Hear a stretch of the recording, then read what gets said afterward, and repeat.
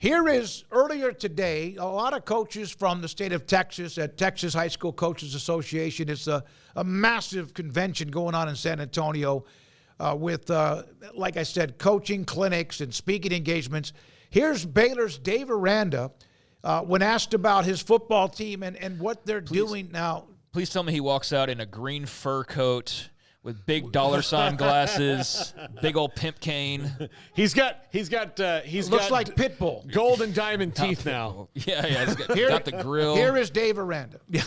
Bryce Cherry, Waco Trip. Dave, what has Keenan Hall meant to your program, and especially with maybe some of the recruiting victories that you've gotten lately in the DFW area?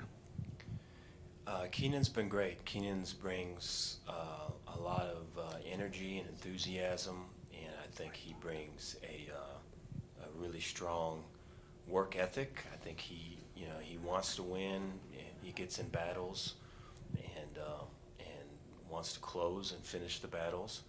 I think when I think of Keenan and his work, I think of Dallas, Baker,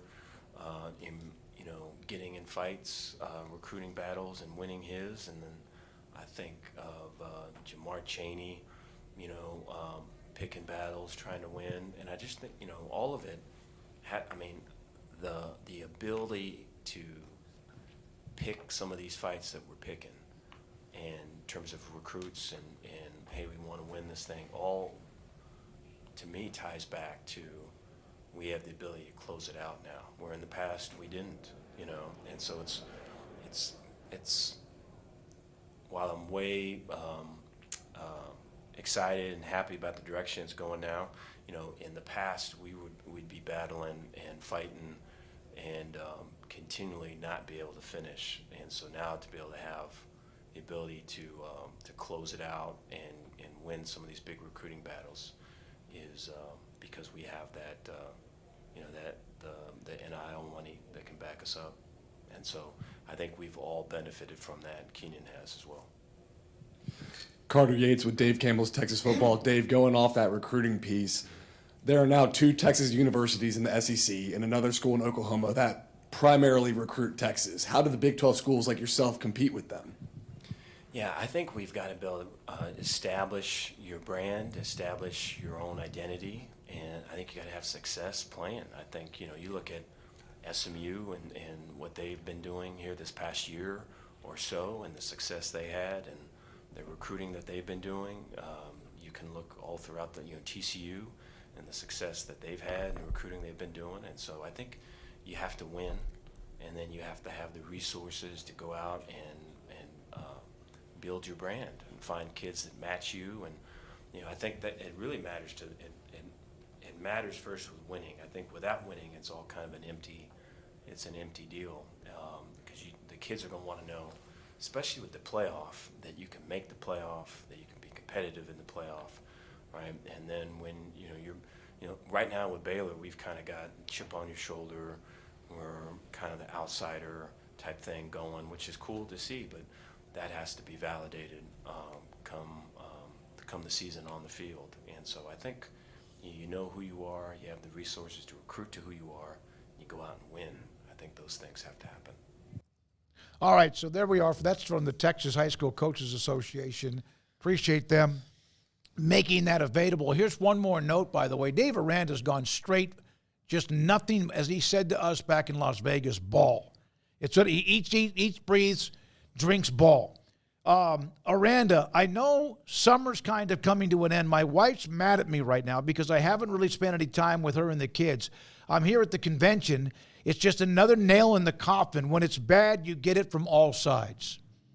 He has gone straight into to being what he really is, which is a football junkie. Well, honey, it's that or start packing up the moving boxes. I mean, that's the reality of it, and I'm sure that's really difficult to manage. I think you could sense the weight of all that's on his plate at media days in Vegas, and not in he's falling apart way, but you can just feel the pressure. Like I don't know if you guys could. I could, certainly. I felt like there's a pressure there, and I like that he gives Keenan Hall the credit, but I do like that he also doubles down on because there's a lot of really good recruiters out there, and I do think Baylor's got a really good one in Keenan Hall, but I think it's very clear that the difference is that they've had other good recruiters as well. Maybe he's the best one they've ever had. I don't know. But the NIL piece is like, that's the deal sealer right there. So I think they've got a great combination right now of a guy like a Keenan Hall, of a Jamar Chaney, of anybody else you want to mention on that staff that's doing a good job in that regard. And now, like he said, they've got the closer. So I like that he's expanded upon his thoughts a bit more rather than it's just, we're paying players. It's like, there's the coaches still have their part in this, but ultimately they had a lot of good coaches that could recruit last year. And what was the difference?